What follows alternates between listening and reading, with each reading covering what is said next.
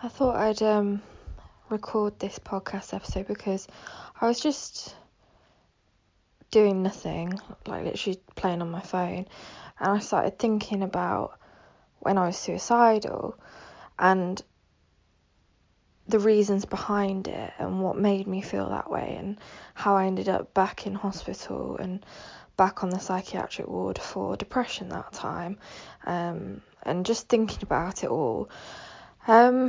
And I thought, because I'm in that sort of mood and was reflecting on it, I might as well record a podcast episode on it and talk about it, even though it is quite late and I wouldn't normally record or post one this late, but I thought while it was fresh in my mind, I might as well. And what occurred to me was that the reasons behind me feeling suicidal was so superficial. It was all about how I looked, and I felt like I looked really terrible at the time. I felt like the medication made my eyes look weird, my skin was so bad. I had plaits in all the time because I just didn't like my hair at the time. There were so many things, and I just thought I looked really bad.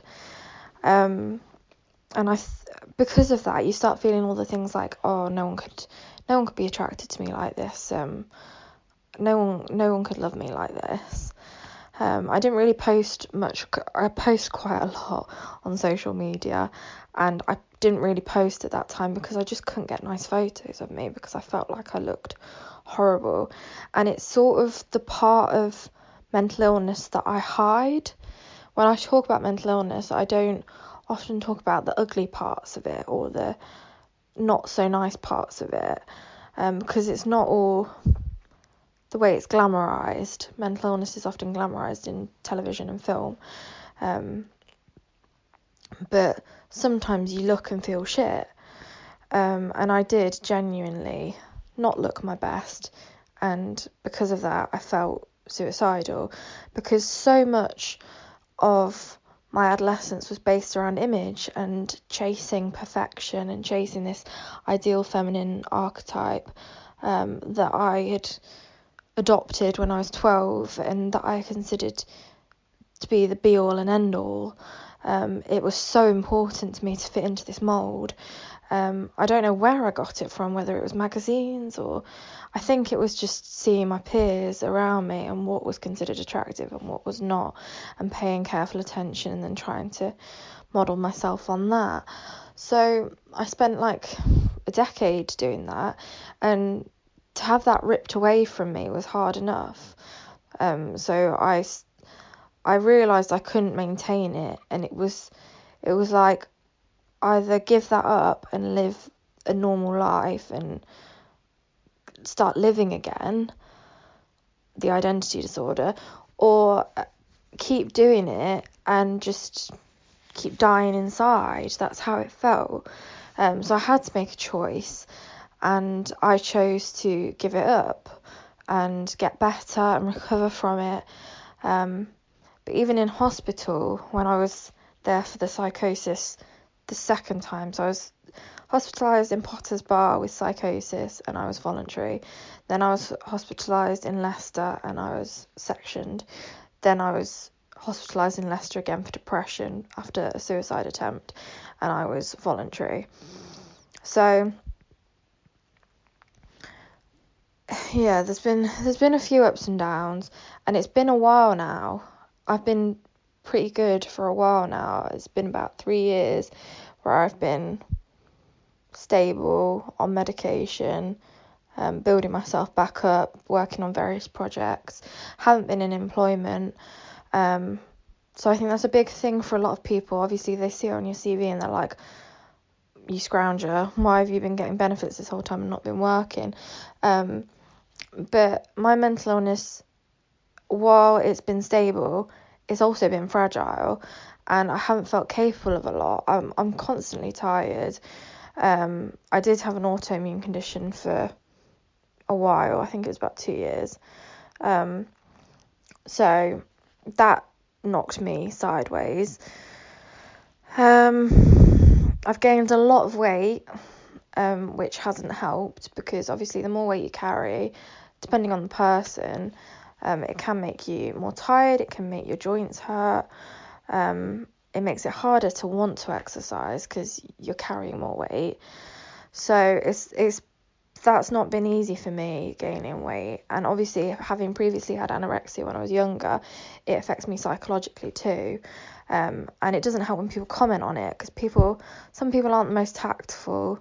I put myself out there because I know how hard it was for me when I was younger, and I didn't do that. I wasn't capable of putting myself out there in the same way that I am now. Having been through so much, I think it can't be as painful as that was. I think that's how I think now. But it does hurt. Rejection always hurts. And I don't understand the mindset of people who will match with you on a dating app or something just to say horrible things, or just to criticize you, or because they think, treat them mean, keep them keen. I genuinely can't tell sometimes, but they can be brutal. And I just think, what's the point? What are you achieving from this? You're trying to make me feel shit. Most of the time it's water off a duck's back these days. But sometimes it does get to me, and I just think you've taken time out of your day to do that, because, where does it come from? But mostly people have been fine. I have curves now. I didn't have curves before. I was slimmer. Now I have curves, and I've had to adapt to that, and a new body type, and how people perceive that. And there is a market for curvy women, in terms of how men are attracted to them. And it's sad that I always consider that, will people still be attracted to me? That will always probably be in my head because of my upbringing, and there's no one's fault. It's just the media, how I grew up, what I took in. Yeah, it's quite sad, really. I'd say the male gaze has affected me a lot growing up. Not so much these days. Like I said, a lot of it is water off a duck's back now. If someone thinks I'm attractive, great. If they don't, whatever. It is what it is. Whereas in the past, it would have devastated me if they didn't find me attractive. But I didn't want anything after that. I just wanted to tick a box. I wanted them to be like, right, you've passed, you're attractive, you can go now, type thing. So it's all very complicated. But when I was thinking about it just now, I just thought it was significant that my suicidal thoughts were related to image and how I looked specifically, rather than how I felt. Obviously, how I felt was bad because I felt like I looked bad. So it was all interconnected, and my whole recovery, it's so important that I get right with how I look and how I feel. And that's why I need to lose a bit of weight, because everybody's different. So I'm not saying that there's anything wrong with being plus sized, but for me, it hasn't worked out. There are some plus size women who run marathons and stuff like that. And I think I was trying to be an advocate for mental illness and body positivity, and I still am, but that doesn't mean I have to be plus sized. And if I can get back to my previous weight, which was a healthy weight, then I think I'll be happier. I think I'll be healthier, because for me, my body's not used to carrying this much weight. I have lost a little bit recently, not a huge amount, but a little bit, and I've noticed the difference in my face and my stomach and thighs, and it's made me feel even more determined to crack on with this personal training I've got, and try and lose a bit more weight. My goal, I think, it's unlikely to think I'll have lost a lot by my summer holiday, or by summer, because it's pretty much summer now. So I think my goal should just be to do it healthily and slowly, because the quicker you lose weight, the quicker you put it back on. That's what they say. Although when I was younger, I lost it all in one summer, and I kept it off for a good 8 years, I think. So but I did have to put some back on when I was in recovery from the anorexia. I don't know. Now I'm just digressing and thinking in my head how I'm going to do this, but I don't want to do it in a dangerous way. I want to do it in a sensible way, and I want to do it in a way that's approved by everyone. So yeah, and more exercise and eat better and drink less. That's the goal. But no, I've only been suicidal one time, and that was that time about 3 years ago, and when I went back into hospital. And I was thinking the other day how weird it is that I couldn't imagine being in hospital now. I'd be so scared, I'd be so paranoid, I'd be so bored. I mean, it was boring at the time, it was boring, because you're trapped, and you don't really want to do anything. You don't want to watch TV, you don't want to read your book, you don't want to... I listened to a lot of music while I was in hospital, because it was the only thing I really wanted to do, that and write. But I didn't really write while I was in the Leicester Hospital. I wrote a lot on Potter's Bar, I wrote a lot of Paper Doll there, and that's just reminded me, my new single, because Castles is out now, and my new single Villain will be out on the 25th of May, so I might as well mention that in this podcast episode. But yeah, mental illness is scary and confusing and complicated, and I just think we should talk more about the parts that maybe we're not so proud of. I thought people would think it was a bit silly and vain to be suicidal over how I looked, but it's a big part of who I am. That's how I grew up, being self-obsessed and image-obsessed. I wouldn't be seen without makeup. I'd wake up early to do my hair. You know, I got a spot and I took time off school. It was what it was. I was very conscious of people having anything over me. I didn't want them to have anything over me. I wanted this armour. And I think these days I don't feel like I've got that armour.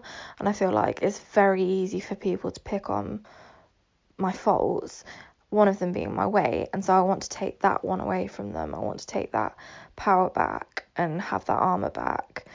So I'm going to work on it, and I think putting these intentions out into the world can only be a good thing, because it will hold me to it, and mean that I have something to hold me to account.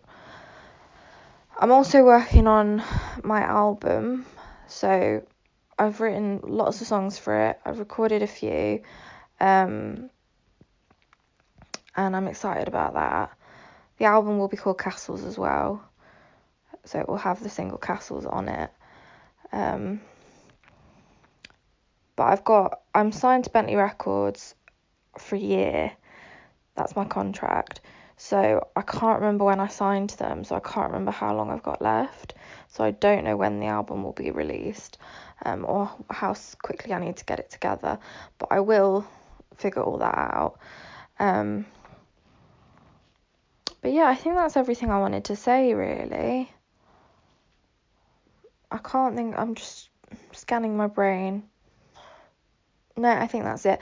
Thank you for listening, and to any people who listen regularly, I'm really grateful that you do, because it's nice to feel like I'm putting something out there into the world that could help someone, or even just getting things off my chest, and someone's listening and finds it interesting. So thank you so much for listening, and if you like this, you may like my music, because a lot of it has my thoughts and feelings in it, and about mental illness, about relationships.